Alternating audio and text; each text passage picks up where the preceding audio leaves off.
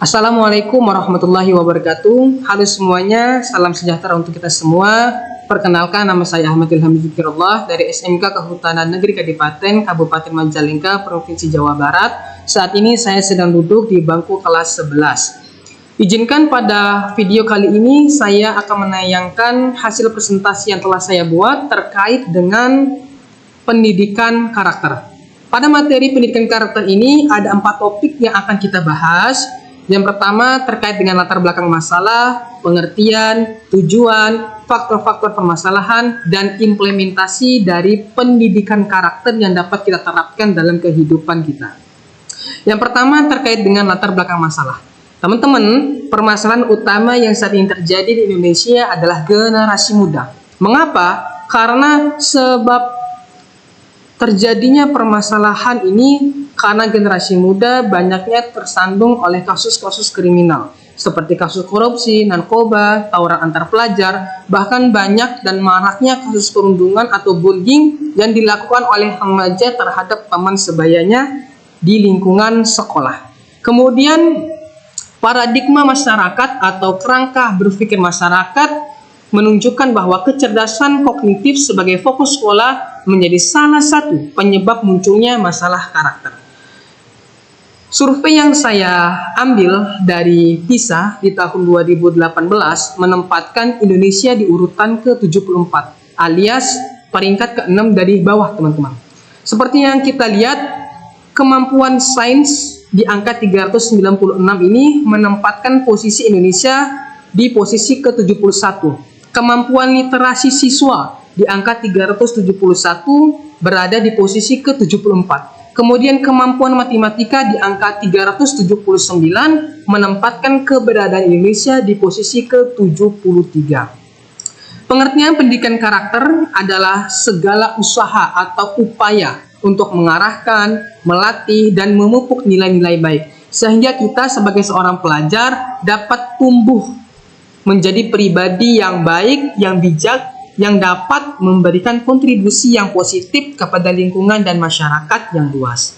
Tujuan dari pendidikan karakter yang pertama, menciptakan SDM yang memiliki karakter mulia, yang berkompeten dan bermoral. Yang kedua adalah membentuk bangsa yang tangguh, yang berakhlak dan bertoleransi. Yang ketiga adalah menanamkan jiwa pemimpin dan rasa tanggung jawab sebagai generasi penerus bangsa. Adapun faktor-faktor permasalahan pendidikan karakter di Indonesia ada 5. Yang pertama, terjadinya krisis moral yang berkepanjangan seperti krisis kejujuran, krisis tanggung jawab, dan banyaknya seorang pelajar atau generasi muda saat ini mereka bertindak tanpa memikirkan apa yang akan didapatinya. Yang kemudian juga ada krisis disiplin, krisis kebersamaan, dan krisis keadilan. Yang kedua, krisis karakter baik yang belum berkembang. Yang ketiga, krisis multidimensi karena berbagai permasalahan yang berasal dari penyimpangan moral seperti seks bebas, tawuran, penyalahgunaan narkoba, dan lain sebagainya. Yang keempat adalah krisis idealisme dan berkembangnya pragmatisme. Yang terakhir adalah krisis akhlak karena longgarnya iman dan ketakwaan yang membuat hilangnya pengontrol diri. Kemudian apa saja sih implementasi yang dapat kita terapkan dalam pendidikan karakter di dalam kehidupan kita? Yang pertama ada budi pekerti, contohnya menunjukkan rasa hormat kepada orang tua, guru, dan orang yang lebih tua.